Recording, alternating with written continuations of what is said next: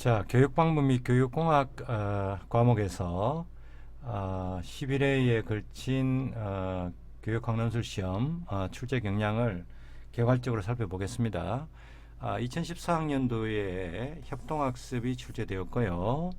그 다음에 15회 과제 제시 방안, 출시의 에디 모형, 에디 모형과 관련된 딕과 캐리 모형이 22년도에 출제되었고, 자, 2017-18은 구성주의죠. 구성주의 교사활동의 특징, 그 다음에 문제중심 학습, 그 다음에 역시 이제 구성주의의 교사학습 방법 정착 수업, 그 다음에는 이제 위키 활용, 온라인 수업, 뭐 이렇게 출제가 되었습니다.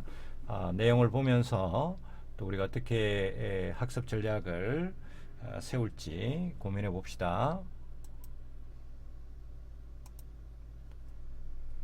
자, 2014학년도 시험인데요. 이때 보면 이제 학생들의 동기를 유발하기 위한 방안으로서 협동학습을 실행해서 자, 두 가지를 제시해 봐라 이렇게 돼 있죠. 중간에 이제 박 교사 보니까 수업에 소극적인 학생들을 적극적으로 참여시킬 수 있는 동기 유발 방안에 대해서 검토해 봐야 되겠다. 자, 수업 방법 차원에서 학생들끼리 서로 도와가며 학습하는 형태로 수업을 진행하면 어떨까? 그거 좋은 생각이네요. 다만 학생들끼리 함께 학습하도록 할 때는 무엇보다 서로 도와주고 의존하는 구조가 중요하다. 그러한 구조가 없는 경우에는, 즉 서로 도와주고 의존하는 게 없는 경우에는 수업 활동에 열심히 참여하지 않은 학생들이 많아진다는 문제가 있다. 자, 협동학습을 실행하는 측면에서 동기유발 방안, 여기 보면 이제 두 가지 쓰라니까 두 가지는 뭐겠습니까? 본문에 나오잖아요. 서로 도와준다. 서로 도움을 줘야 된다. 그러면 또 각각 우리는 뭡니까? 내가 친구한테 도움을 주면 나는 친구한테 도움을 받는 거죠. 그래, 의존하는 거죠. 자, 협동학습에 여러 모형이 있는데 이런 문제를 풀 때 가장 먼저 떠오르는 것이 직소2가 되겠죠. 그죠? 직소2 같은 경우에는 뭐 대부분의 교과에 공통적으로 활용할 수 있는 모형이 되겠습니다. 그러나 이제 수학 같은 학습 이계가 뚜렷한 경우에는 수학만을 위해서 개발된 모형들이 별도로 있을 만큼 이게 쓰기는 어렵겠지만 대부분의 교과는 학생들이 서로 도움을 주고 서로 도움을 받는 이런 형태가 되겠죠. 그러면 지금 이 질문에서는 직소2의 어떤 특성을 묻는 것도 아니고, 그러면 자, 본문에서 보면 2014학년도 문제는 교육과정에는 보면 잠재적 교육과정으로 나왔거든요. 지금 수업이 교사의 강의주의 수업이 전개되고 있어요. 그러다 보니까 몇몇 학생들은 수업에 참여하지 않는 현상이 나타난다. 그러면 이제 학생들이 서로 도와주고 의존하도록 한다. 그러면 어떻게 동기유발할까? 그런 거죠. 학생들한테 역할 분담해서 각자가 맡은 역할을 열심히 준비하고 친구들한테 도움을 주는 거죠. 자, 그렇다면 나는 내가 맡은 역할에 대해서는 충실히 수행했단 말이에요. 친구들한테도 잘 설명했어. 그러면 내가 맡지 않은 부분에 대해서는, 그 과제에 대해서는 친구가 설명해 주는 것을 잘 받아서 메모도 하고 또 뭐 궁금한 것 질문도 하고 그렇게 학습해야 되겠죠. 그래서 여기서는 결국 동기유발 방안은 학생들이 서로 도울 수 있는 거리, 과제의 어떤 분담이라든지 또 서로 열심히 친구들한테 알려줌으로써 나는 다른 친구들한테 의존하는 역할 분담, 이걸 통해서 학습에 대한 동기를 형성하자, 그 말이 되겠습니다. 자, 2015 문제인데요. 교육과정 파트에서는 백워드 설계가 나왔던 거고요. 자, 여기에서는 이제 논술에서 무엇을 묻는가 보니까 학습 과제를 제시하는 방안 세 가지인데요. 이 학습 과제라는 것은 learning task, 그러니까 학생들이 공부해야 되는 교과 내용이 학습 과제입니다. 우리가 일상의 어법에서 과제 그러면 집에 가서 해오는 숙제를 과제로 생각하는데요. 교육학에서는 그렇지 않습니다. 학습 과제라는 것은 교사 학습에서 배워야 되는 내용이 되겠습니다. 자, 밑에 보니까 수업 전략 측면에서 볼 때 수업에 흥미를 잃어가는 학생들이 있음에도 불구하고 교사는 학생들의 학습 동기를 높일 수 있는 전략을 적극적으로 사용하는 데 소홀했다. 자, 학생들이 배워야 되는 학습 과제, 즉 교육 내용이죠.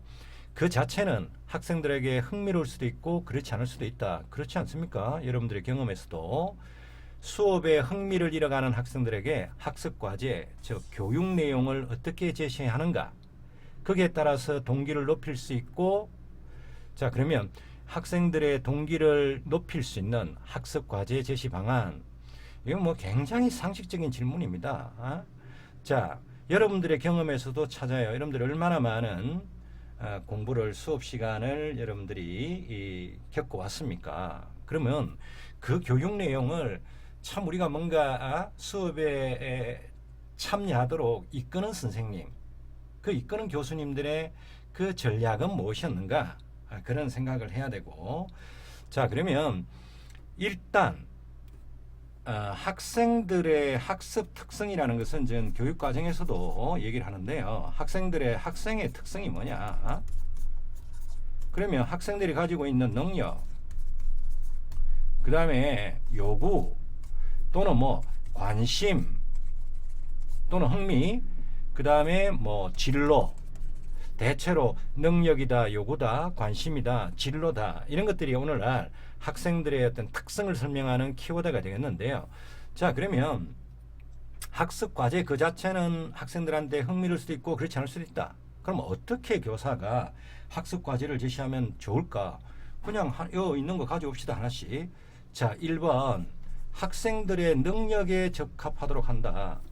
교실에는 학생들의 과목에 따라 뭐 조금 차이는 있겠지만 학생들의 능력 수준이 다양하잖아요. 그러면 학생들에 따라서 자기 능력에 적합한 학습 과제를 제시해 주면 그렇지 않을 때보다 훨씬 더 흥미가 유발되지 않나요? 그리고 우리나라의 중학교 수준별 교육 과정에 보면 심화형도, 물론 수학 같은 경우에는 뭐 단계형이지만 심화형, 보충형, 그러면 이제 상식적으로 여러분들이 교육 실습에서도 그렇게 하겠지만, 자, 우리가 기본 내용을 전달하고 나면 그럼에도 이해를 못하는 아이들이 있으면 별도로 설명해 주지 않습니까? 근데 기본 내용을 빨리 마스터하는 아이들한테는 그냥 심화 문제 줘서 스스로 풀어봐라. 그게 바로 학습 능력에 따른 과제의 제시 방안이라고 볼 수 있는 거죠. 그럼 두 번째는, 자, 학생들한테 흥미가 있을 수도 있고 없을 수도 있다. 그럼 아이들의 흥미를 고려해서 제시하면 되잖아요. 근데 아이들이 지금까지 경험해 봤음직한 사례라든지 사건이라든지 뭐 그런 것과 관련되는 거, 또 아이들한테 이제 친숙한 예를 활용해서 뭐 과제를 설명한다라든지, 그럴 때 또 동기 향상을 일으킬 수 있겠죠. 그 다음에 또 세 번째는 이런 것도 생각할 수 있겠죠. 자, 학생들의 관심 또는 뭐 요구, 여기에 비추어서 학습 과제가 적절하게 관련된다는 것을 설명해 주면 훨씬 흥미를 유발하지 않을까요? 지금도 마찬가지. 제가 지금 강의하는 것에 비춰본다면 저는 이 교육과정 방법 및 공학, 평가, 행정, 그 다음에 뭐 교육심리, 뭐 사회철학, 이렇게 해서 5개의 컨텐츠를 구성하고 있는데요. 어쨌든 교원임용고사를 치는 학생들이라면 11년 동안의 시험이 뭐가 나왔는가? 이에 대해서 모든 문제에 대한 해결 방안을 저는 가급적이면 문제 상황 속에 나타나 있는 단서를 활용해서 풀어도 그 또한 정답이다. 그런 논리로 여러분들에게 전달하고 있는 거죠. 그렇기 때문에 제 지금 이 컨텐츠는 임용을 쳐야 되는 학생들한테 도움될 것이고, 더 도움되는 경우에는 재수 삼수생들한테는 정말 도움되죠. 왜? 쳐보면 알거든. 시험 쳐보면 그렇게 막 애웠던 것들이 얼마나 허무하게 산산이 부서지는지를. 자, 어쨌든 그러면 이 강의는 임용을 치야 되는 사람들한테는 그래도 그 학생들한테 요구, 그들의 어떤 목표에 근거해서 본다면 이 과제는 의미로울 수 있다. 그래서 이제 우리가 동기와 관련된 이론들이 많은데요. 교육 심리학에서 뭐 동기 유발, 뭐 내적, 외적 등등 있을 것이고, 뭐 또 교육 행정에 가면 뭐 허저버그의 동기 위생들이 있고 등등 할 텐데, 저는 교육 방법에서 켈러의 동기화 모형, ARCS 모형 정도는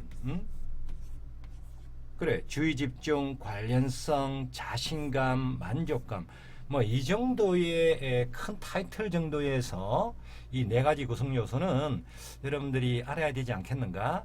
여러분 삶에도 적용하고 또 교사가 되었을 때 학생들한테 적용하는 그 정도로 제안합니다.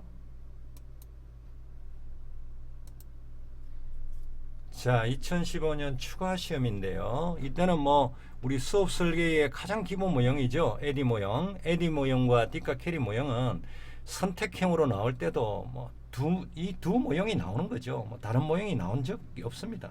늘. 자, 그래서 이제 2015년 같은 경우에는 그냥 여기서는 본문 속에서 단서를 찾고 하는 것이 아니라 그냥 여러분들이 암기했던 것들을 쓰는 형식은 논술이라 하지만 따지고 보면 내용은 그냥 서술형이에요. 자, 내용에 보면 다양한 교수 체제 이론과 모형이 있지만 분석, 설계, 개발, 실행, 평가 ADDIE 이 과정은 일반적이다. 특히 분석과 설계는 다른 과정의 기초가 된다. 분석 및 설계 과정의 주요 활동, 이거는 암기입니다. 이건 제가 뭐 단서를 활용하고 여러분들의 뭐 상상력을 작동시키고 그런 내용 없어요. 다만 이제 우리가 분석할 때 잠깐 우리가 복습한다 그러면 자, 요구 분석하죠. need assessment. 교육에서 제일 중요한 것은 현재 여러분들의 수준이 어디이고, 자, 여러분들이 도달하고자 하는 목표 지점이 어디인가, 이 중간에 있는 이 갭이 니드잖아요. 그죠? 물론 이제 뭐 이 모형을 가지고 교육심리학에서 비고스케에 가게 되면 이거는 뭐 실제 수준, 실제 발달 수준, 이건 잠재 발달 수준, 이 중간의 거리가 근접 발달 영역이다. 뭐 이렇게 설명할 수 있겠지만, 요구라는 것은 지금 여러분들의 현재 상태에서 앞으로 이루고자 하는 당위의 상태까지 가기 위한 그 가운데 비어있는 공간이 요구가 되겠죠. 그 다음에 요구 분석이 있으면 두 번째는 이제 학습자 분석해서 뭐 몇 가지가 있습니다. 학습자들의 지금 현재 학습 능력, 우리가 그걸 보고 이제 출발점 행동이라 그러죠. 또는 학습자들의 학습 양식, 러닝 스타일, 우리가 우리가 교육학적 용어들이요, 미국에서를 가져와서 번역하다 보니까 그냥 학습 스타일, 학습하는 방식, 그렇게 번역이 더 좋을 것 같은데, 그때 그냥 옛날 어르신들이 양식이다 번역했기 때문에 학습 양식, 개개인마다 학습 양식이 다 다르잖아요. 그죠? 지금 교육학을 공부할 때도 이러면 다 다릅니다. 정말 안타까운 것은 아무 생각 없이 하는 사람들은 미래에 대한 비전 없어요. 자, 알고 이렇게 해야 됩니다. 자, 그 다음에 설계 단계에서는 뭐라느냐, 뭐 교육 목표 구체화 시키는 거죠. 교육 목표를 설정하고 구체적으로 뭐 진술하는 거. 그 다음에 두 번째 보면 평가 도구를 개발하는 거죠. 그래서 목표 설정 다음에 평가 도구 개발, 교육 과정에 보면 위긴스와 맥타이의 백오더 설계와 같습니다. 이거는 지금 단순 암기이기 때문에 제가 이렇게 뭐 설명하고 할 거리도 없습니다. 넘어가겠습니다. 자, 좀 전에 금방 문제에서 우리가 학습 양식이라고 했는데요. 그러면 학습 전략, 학습 양식 같은 겁니다. 단어 뜻 가지고 여러분들이 뭐 하지 마세요. 왜냐하면 저는 이제 이렇게 논술에 비춰서 얘기하니까 같은 거예요. 자, 그러면 22년도에 딕과 캐리의 모형이 나왔는데, 자, 교실 수업에서 사용할 교수 전략. 자, 학습 전략이라는 것은 러닝 스트래티지. 학생들이 자기들의 공부와 관련되어 있는 전체 계획에서부터 뭐 어떤 자원을 써야 될까, 어떤 친구랑 할까, 그리고 평가까지 모든 이루어지는 데 대한 계획들이 학습 전략이라면, 교수 전략은 티칭이죠. 티칭 스트래티지. 티칭은 누가 합니까? 교사가 하는 거잖아요. 그래서 자, 여기서 딕과 캐리 모형에서 교수 전략 개발 단계에서 개발할 교수 전략이 뭐냐? 그러면 물론 뭐 여러분들이 책에 보면 있습니다. 수험서에 보면 뭐 동기유발 전략이라든지 내용 제시 전략, 뭐 교수학습 방법은 어떻게 할 것이냐, 또 매체는 어떻게 쓸래, 피드백은 어떻게 할까, 아이들 평가는 어떻게 할까, 뭐 이래 등등등 나오죠. 자, 그러면 자, 이 문제를 받았을 때 나는 딕과 캐리를 공부 못했다. 기억이 안 난다. 그럼 어떻게 해야 될까요? 교육학이 많은 개념의 학문이지만 교수 전략이라는 게 뭔지에 대한 용어가 있어야 돼요. 교수 전략이란 교사가 학생들을 가르치기 위해서 고안해낸 그 모든 것들이죠. 그러면 그게 어디에 담겨 있습니까? 여러분들의 수업 지도안, 교수학습 과정 안에 보면 다 들어있습니까? 다 들어있죠. 아까 딕과 캐리가 얘기한 거 마찬가지로 거기 보면 동기유발 전략 여러분들 하잖아요. 학생들한테 동기유발 하기 위해서 뭐 합니까? 동영상 자료를 보여준다라든지, 아니면 뭐 신문기사를 읽어준다라든지, 아니면 그냥 여러분들이 인사말 속에서 뭘 하든 동기유발 전략 있죠. 여러분들 내용 제시하기 위해서 뭡니까? 설명도 하겠지만 아이들한테 뭐 읽기도 시킬 수 있고, 또 내용을 제시할 때 뭐 여러 가지 어떤 매체를 활용해서 할 수도 있겠죠.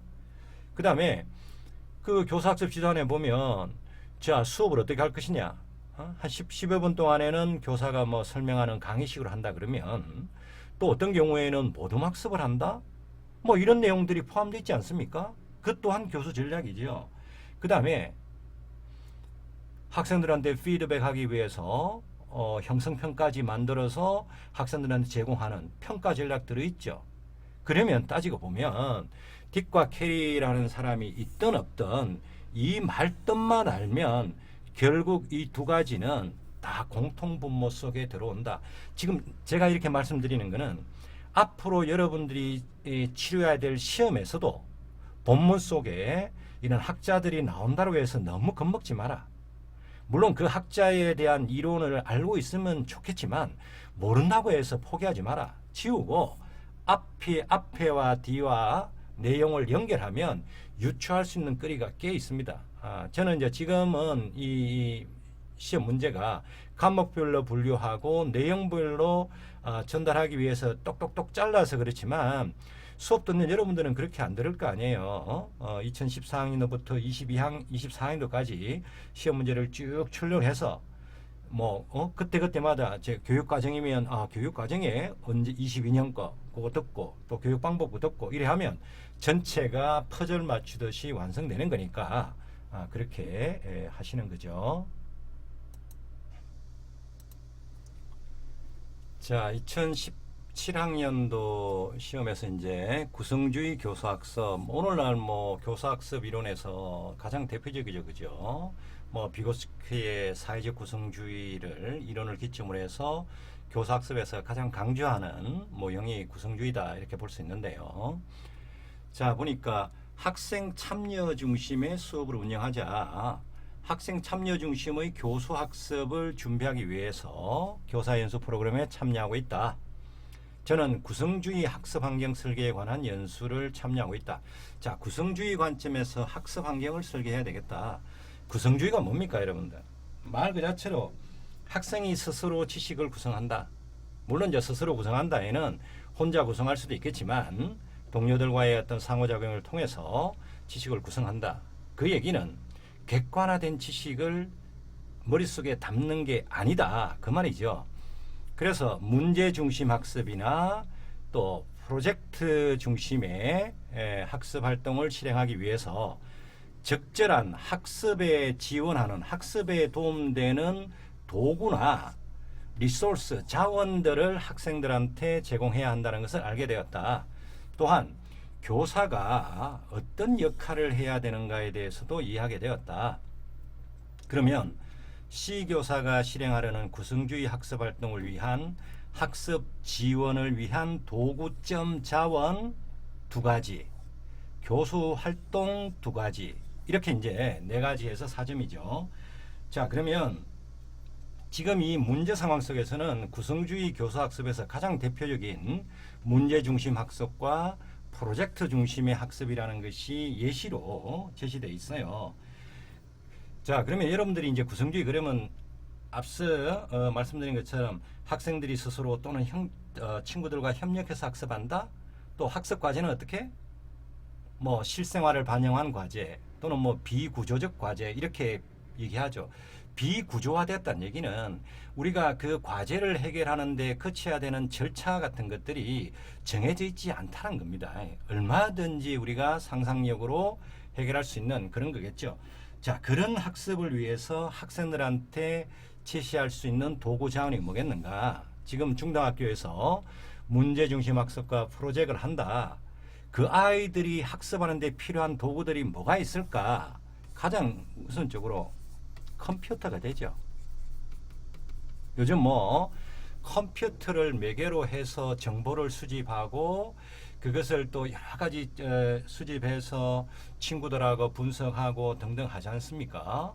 그러면 컴퓨터를 매개로 하는 정보원들을 수집하는 것들이 가장 대표적인 자원이죠. 물론 여러분들이 이 강의도 컴퓨터, 물론 뭐 폰으로 들을 수 있겠지만, 그러나 우리 사회에서 지금 모바일 러닝이라는 것은 거의 뭐 학교에서는 어렵죠. 중등학생들 대부분 많은 학교들이 학교에 가면 휴대폰을 회수하잖아요, 그죠?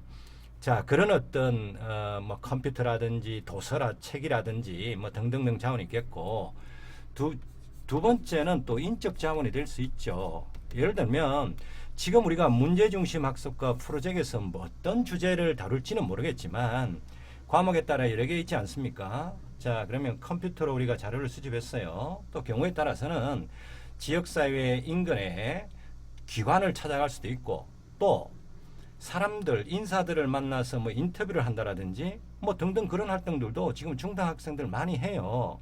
그러면 뭐 전문가 집단이 된다라든지 이런 것들도 전부 다 자원으로 포함되는 것이죠. 그래서 도구와 자원에는 이 문제중심 학습이나 프로젝트를 하는데 도움되는 모든 것들이 다 여러분들이 쓸 수 있는 답으로 볼 수 있습니다. 그 다음에 이제 교수 활동은 어떻게 해야 될까? 자, 이거는 강의식도 아니잖아요. 학생들이 문제중심이나 프로젝트를 해요. 그러면 이 문제중심과 프로젝트에서의 공통점들은 어쨌든 학생들이 주제를 뭐 교사가 줬던, 아이들이 하고 협력해서 했던, 애들이 찾았던, 자, 주제가 있으면 이 주제를 가지고 문제를 설정해서 이걸 어떻게 풀어나갈 것인가 가설도 설정할 것이고, 또 경우에 따라 주제에 따라서는 뭐 전문가 인터뷰도 해야 될 것이고 등등등 있을 거 아닙니까? 그러면 이 각각의 활동에서 학생들이 무엇을 해야 되는지를 교사가 알려주는 거 중요하죠. 만일에 이게 또 팀으로 운영된다면 팀 구성에 있어서도 교사가 도움을 줄 수도 있겠죠. 그러니까 그 다음에 두 번째는, 자, 그렇게 해서 이제 이 문제중심이나 프로젝트가 진행되고 있다. 그럼 교사는 뭘 해야 됩니까? 아이들의 그 학습의 과정이 제대로 되고 있는지, 아이들은 동기를 형성해서 참여하고 있는지, 그 다음에 이 팀별로 또는 뭐 개인별로 학생들이 이렇게 과제를 수행하는데 그 수행의 질은 적절하게 유지되고 있는지, 뭐 이런 것들을 관찰하고 검토해서 적절한 피드백 주는 거, 그게 교사 역할이지 않겠습니까? 그래서 특히나 오늘날의 이 구성주의 교사학습에서는 앞서 말씀드린 것처럼 정답을 찾는다, 그런 관점으로 구성주의를 접근하면 기본 전제 자체가 잘못된 겁니다. 얼마든지 다양한 방식들이 가능하다. 그러나 저는 가급적 대부분은 본문 속에 있는 단서를 활용해서 여러분들이 답을 써야 된다. 답을 뭐 찾는 것이 좋겠다. 그런 얘기죠. 자, 2018년 이어지는 문제도 구성주의 교사학습인데요. 자, 학생들의 다양한 특성을 고려하는 교육으로 가자. 우리 학교 학생에게는 흥미와 참여를 높이는 수업이 필요한 것 같아. 지난번 연구 수업에서 문제를 활용한 수업을 했는데 수업 중에 학생들이 무엇을 해야 하는지 잘 모르는 것 같더라. 또한 교사가 문제를 잘 구성하지 못했는지 별로 흥미를 보이지 않더라. 이렇게 되죠. 그러면 문제를 활용하는 수업에서 학생들의 역할을 안내하고 좋은 문제를 개발하는 것이 중요하다. 박 교사가 언급하는 PBL 가로 열고 문제중심 학습. 자, PBL 그러면 우리 학교 현장에 여러분들이 교사분들에게 여쭤봐요. PBL 그러면 오히려 이거보다는 프로젝트 베이스드 러닝 이렇게 이해하는 경우가 훨씬 더 많습니다. 그러면 문제중심 학습이 되든 뭐 프로젝트이 되든 성격 같은 거예요. 조금 전에 우리가 앞 문제에서 봤지 않습니까? 자, 그러면 이 문제중심 학습에서 학습자의 역할은 뭘까? 자, 다시 이제 상황으로 갑시다. 교사인 자신이 문제를 잘 구성하지 못했는지. 자, 그러면 이 맥락에서는 문제는 학생들이 스스로 구성한 것이 아니라 교사가 제시했구나. 그러면 학생들은 먼저 문제를 부여받으면 자, 이 문제가 어떤 것인지를 분석해야 될 거잖아요. 이 문제 속에 포함된 것들이 그 하위로 조금 구체적으로 분석하면 이 문제를 해결하기 위해서는 이러한 것들을 좀 이렇게 고민해 봐야 되겠다. 그게 1차적으로 떠오르지 않나요? 그 다음에 두 번째라면 자, 그러면 이 문제를 해결하기 위해서 학생들은 내가 어떤 프로세스를 거칠까? 문제를 해결하기 위해서 뭐 어떤 자원을 활용해야 될까? 컴퓨터를 활용해야 되나? 아니면 뭐 컴퓨터를 활용하더라도 어떤 정보를 내가 수집해야 되지? 어쨌든 등등 이 과제, 이 수행과 관련되어 있는 여러 가지 프로세스들에 대해서 뭐 해야 되겠죠. 그 다음에 만일에 또 지금 이 맥락에서는 드러나진 않는데 대체로 이렇게 수업이 진행된다면 혼자서 아이들이 수행하기보다는 팀 학습으로 이루어질 개연성도 높죠. 그렇다면 뭐 동료들과의 어떤 상호작용이라든지 그런 것도 적절히 해야 되겠죠. 그 다음에 자, 그래서 이제 문제를 잘 구성 못해서 그런지 학생들이 별로 흥미를 보이지 않더라. 그나마 PBL에 적합한 문제는 어떤 특성이어야 될까? 이 본문 속에 보면 흥미를 보이지 않나 하잖아요. 그럼 앞으로 뭘 해야 되겠습니까? 아이들의 흥미를 고려하는, 아이들이 참여할 수 있는, 아이들이 뭔가 재미를 느끼는 그런 어떤 문제를 가지고 이 수업에 해야 되겠다. 그런 거죠. 그 다음에 그렇게 된다면 학습 효과가 어떤 게 있을까? 자, 학생들의 흥미를 고려해서 문제를 만들어서 수업을 하게 되면 당연히 뭐가 있겠습니까? 학생들의 참여도가 높겠죠. 학생들의 동기유발이 높아지는 거 아닙니까? 그리고 또 뭐 나아가면 이 문제 해결 학습이니까 이 수업을 통해서 학생들은 문제 해결력도 정진되겠죠. 뭐 그 얘기 아닙니까? 그죠? 그냥 상식적으로 그렇게 접근한다는 거죠. 자, 이어서 20년 문제인데요. 여기에는 이제 교육 방법에 관한 이점과 나중에 온라인 교육의 교육공학이 됐습니다만 매체 활용에 대한 이점으로 되어 있는데요. 같은 것끼리 묶어서 이렇게 하겠습니다.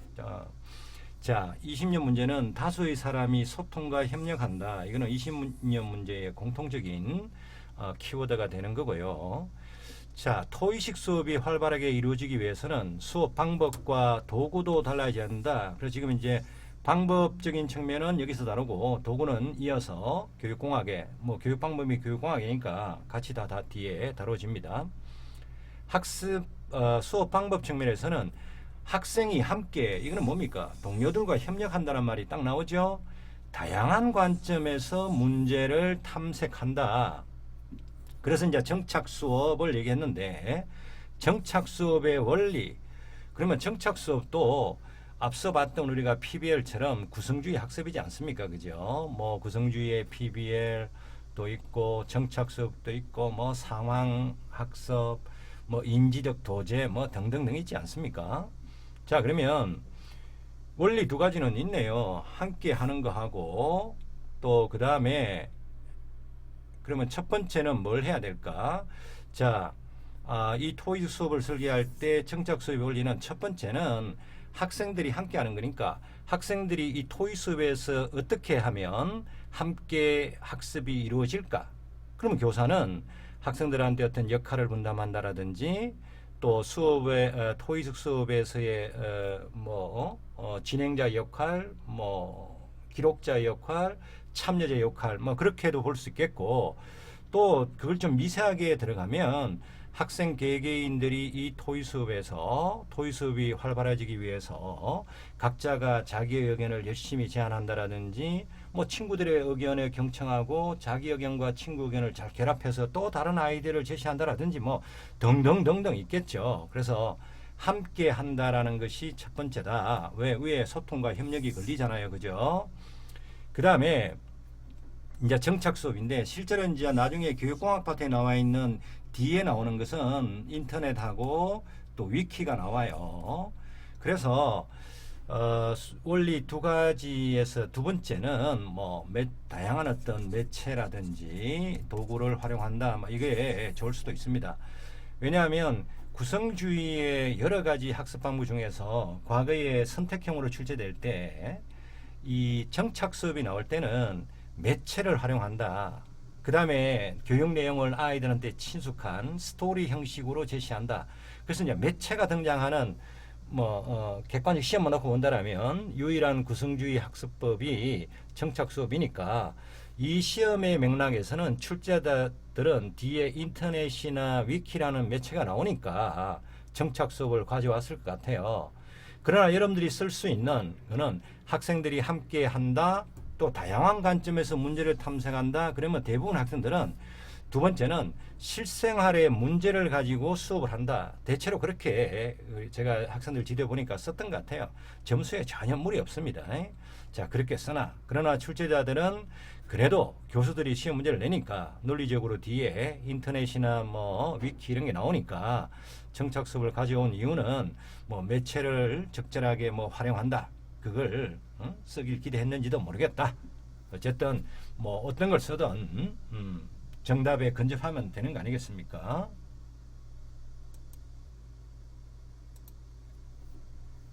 자, 이어서 바로 그래 위키가 나오네요. 요거는 이제 뒤에 문제들하고 연결짓기 위해서 이렇게 구분했는데요. 자, 그래서 학생들이 상호 협력해서 지식을 생성하기 위해서는 인터넷에서 수집한 정보를 공유하고 여기까지 하나의 쉼표가 있고 공동으로 수정 추가 편집 이거는 뭡니까? 이 공동에다가 걸리는 거죠. 위키를 이용할 수 있다. 자, 위키를 활용할 때 발생할 수 있는 문제점. 자, 이게 이제 학교에서 학생들 대상으로 여러분들이 수업을 한다라고 전제합시다. 그러면 이 본문에서 보면 가장 먼저 떠오르는 게 인터넷이죠. 자, 인터넷에서 수집한 정보라는 것은 이게 신뢰로울 수도 있고 그렇지도 않아요. 여러분들도 인터넷에서 많은 어떤 정보들을 접하고 또 활용하겠지만 그래서 첫 번째 문제점은 만일에 학생들이 인터넷에서 잘못된 정보를 수집해서 공유한다라면 아이들의 인식에도 잘못된 것이 확산될 수 있겠죠. 그죠? 그런 우려가 있겠고 두 번째로 본다면 자, 공동으로 수정, 추가, 편집한다. 여러분도 알겠지만 위키라는 것은 웹 기반의 무료 컨텐츠 백과사전이잖아요. 그러면 이 시험 문제에서는 공동으로 소통하고 협력한다에 걸려 있단 말이에요. 그럼 두 번째는 만일에 이 교실에서 한 5명 정도가 위키를 사용하는 능력을 갖추고 있지 않다. 그렇다면 그 아이들은 이 수업에 적절하게 참여할 수 있나? 소통이 되겠습니까? 협력이 되겠습니까? 안 될 거 아니에요. 그래서 저는 자, 인터넷 수집한 정보의 비신뢰적인 정보의 어떤 확산이 첫 번째 문제점이라면, 두 번째는 공동으로 수정 추가 편집하는 데 있어서 아이들 개개인이 역량을 갖추고 있는가, 능력을 갖추고 있는가. 갖추고 있지 않다면 이 아이들은 배제되는 거잖아요. 저는 우선적으로 그 두 가지를 여러분들한테 생각의 거리로 제시하겠습니다.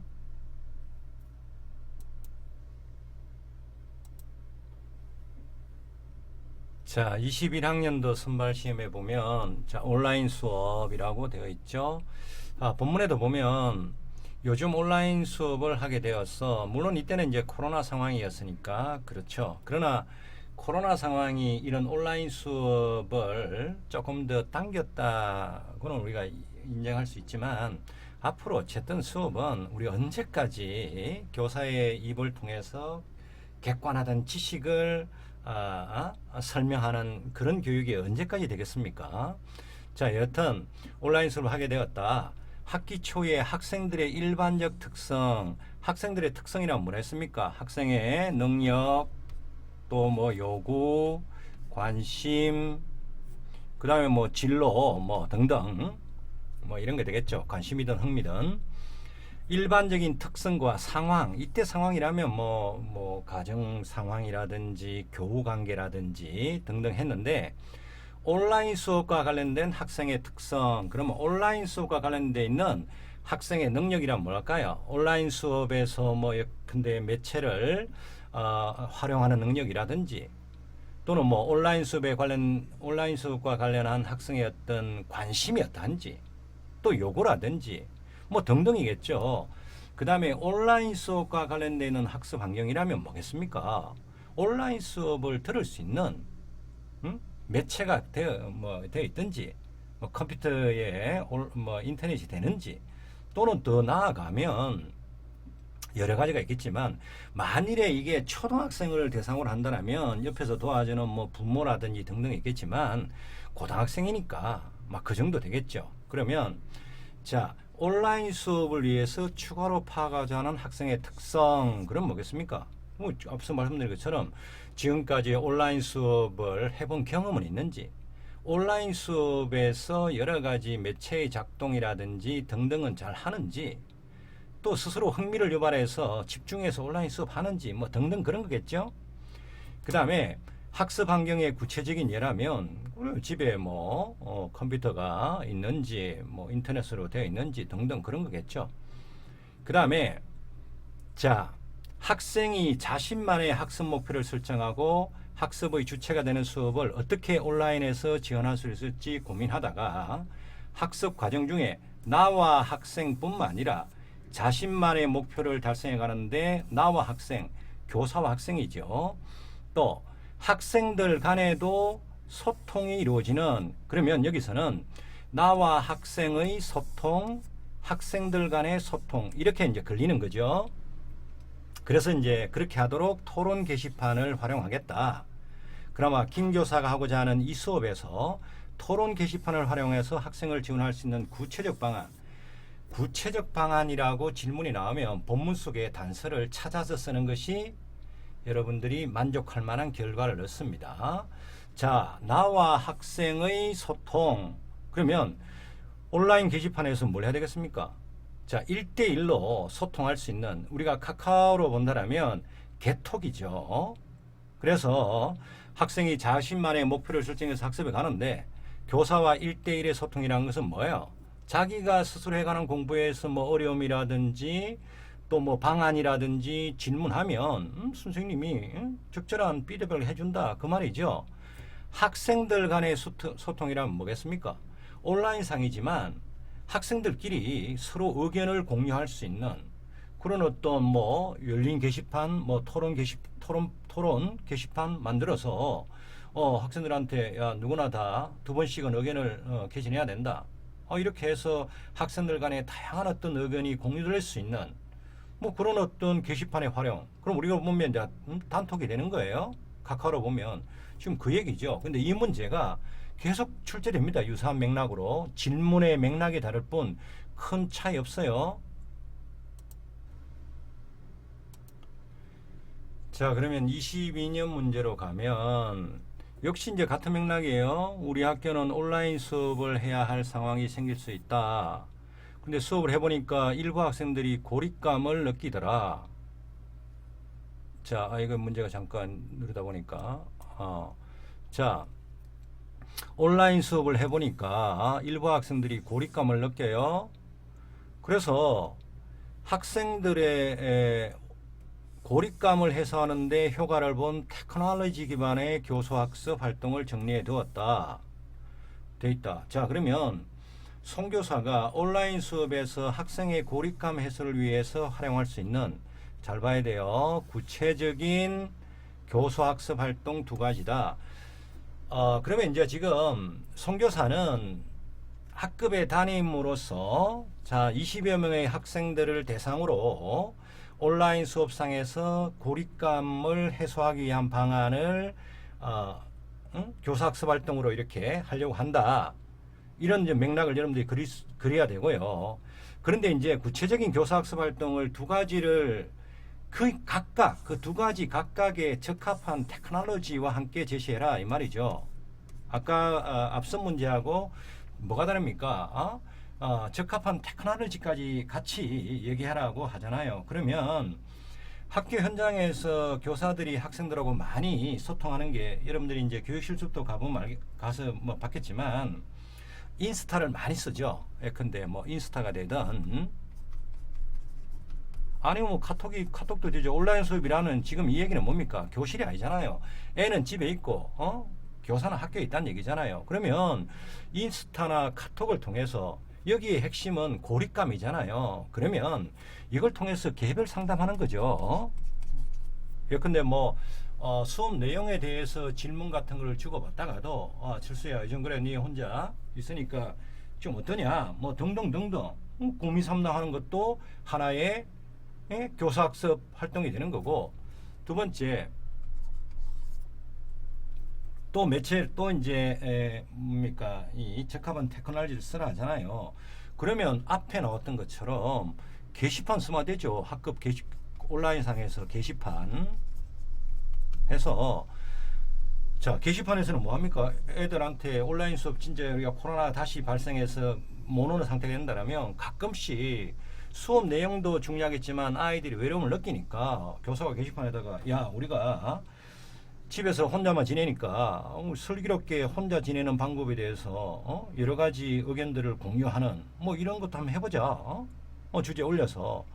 또는 온라인상에서도 친구들끼리 그룹핑해서 교육 내용을 공유하는 측면도 있겠지만 서로서로 뭐 재밌는 얘기거리를 얘기하라든지, 어쨌든 이 초점은 고립감이니까 혼자 두지 않고 교사와 학생이 1대1로 소통해서 아이들의 고립감, 그 다음에 뭐 교사학습 전반에 대한 어떤 피드백 주는 것도 하나의 활동이 되겠고, 두 번째는 온라인상의 학습 게시판을 통해서 친구들끼리 모둠이든 학급 전체가 되든 이렇게 또 서로 정보도 공유하고 서로 의견도 나누다 보면 그냥 혼자 버려두는 것보다는 고립감이 훨씬 해소되지 않겠습니까? 그래서 이 두 가지를 적합한 테크놀로지를 가지고 해야 되니까 이 테크놀로지도 쓰고 그 활동도 쓰고 이렇게 가는 겁니다. 시험 문제가 갖고 있는 상황은 앞선 문제와 뭐 다릅니까? 같지 않나요? 자, 24학년도 문제인데요. 자, 교사의 온라인 수업 역량도 강조했지 않습니까? 온라인 수업을 위한 컨텐츠를 개발하거나 실제 수업을 운영할 때 교사가 특별히 더 신경을 써야 할 점을 뭔지 말씀해 주세요. 그러니까 전문가가, 자, 온라인 수업은 대면 수업보다 학습자가 상호작용하는데 어려움이 많지요. 따라서 온라인 수업에서는 학습자가 할 수 있는 다양한 유형, 다양한 방식의 상호작용을 고려해서 컨텐츠를 개발하고 수업을 운영해야 되겠다. 그러면 온라인 수업에서 학습자 상호작용이 어려운 점, 자, 이 문제를 제가 이제 제자들하고 이렇게 풀다 보면 학생들이 의문을 제기해요. 아, 교수님 요즘에는 온라인상에서 상호작용하는 게 더 좋더라고요. 그 제가 그랬죠. 야, 그래. 출제자들은 너그 나이 때가 아니잖아. 그냥 우리가 그냥 뭐 옛날 사람들의 관점에서는 대면 수업에서는 얼굴을 마주보고 이래 하니까 오히려 바로바로 피드백도 되고 상호작용이 된다라고 보는데 학생들끼리든 교사와 학생이든 아, 그래, 너네들 세대는 다르구나. 그러면서 이 출제한 사람은 너네들 세대는 아닌가 보다. 막 그렇게 했단 말이죠. 그래서 아무래도 뭐 우리 어른들의 관점에서 보면 대면 수업의 상호작용이 더 잘 이루어진다라고 우리가 착각하고 사는 것 같아요. 어쨌든 자, 그렇게 가고 학습자 상호작용 유형의 세 가지와 그 각 세 가지와 그 각각 기능이라는 것은 뭡니까? 자, 이 세 가지가 있다. 이 각각의 효과가 어떠하냐? 이 각각의 세 가지의 상호작용이 어떤 역할을 하냐? 그 아이에게.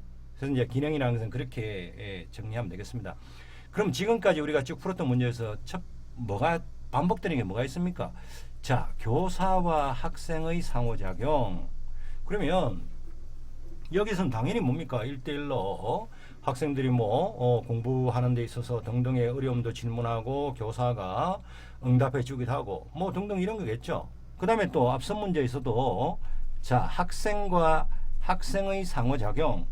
그러면 뭐 게시판에다가 공동의 관심사 올려놓고 서로 이렇게 의견을 공유한다라든지 또 친구들끼리 또 학습에 대한 의문점을 공유하고 서로 이제 피드백 도와주고 하는 거라든지 뭐 여러 가지 뭐 쓸 수 있지 않습니까? 근데 이제 세 가지를 했단 말이죠. 이 세 가지가 여러 가지가 있겠지만 뭐 매체와의 상호작용도 있겠지만 저는 그러면 이제 학생과 이 온라인상에서 이루어지고 있는 교수학습 활동. 자, 온라인상에서도 우리가 토론도 할 수 있고 프로젝트 할 수 있고 뭐 모둠 학습도 할 수 있지 않습니까? 그렇다면 이 온라인상에서 이루어지고 있는 어떤 내용들이 이 온라인상에서 아이들에게 학습되고 있는가? 그렇다면 그 학습 활동의 맥락에 따라서 아이들이 상호작용해야 되는 유형도 다르지 않는가? 저는 뭐 이렇게도 생각하는데요. 뭐 다른 의견도 있을 수 있습니다. 자, 이렇게 교육 그러면 이게 여기죠. 오케이. 그러면 이제 교육 방법 및 공학도 이렇게 쭉 출제가 되었는데 여하튼 그 여러분 각자가 느끼겠지만 그래요. 지금 어쨌든 온라인과 관련된 이런 것들은 앞으로도 여전히 또 강조될 내용이죠. 왜냐하면 지금 개정 교육 과정에서 교육부가 갖고 있는 게 뭡니까? 자, 블룸의 우리가 교육 목표 분리학에서 보면 자, 지식 이해, 적용, 분석, 그 다음에 평가, 그 다음에 뭐 창안, 요즘 이렇게 바뀌었죠. 옛날에는 지식 이해, 적용, 분석, 종합 평가 이래 됐는데 자, 어쨌든 지식과 이해와 같은 교과 내용을 단순히 학습하는 것은 지금 교육부가 이거는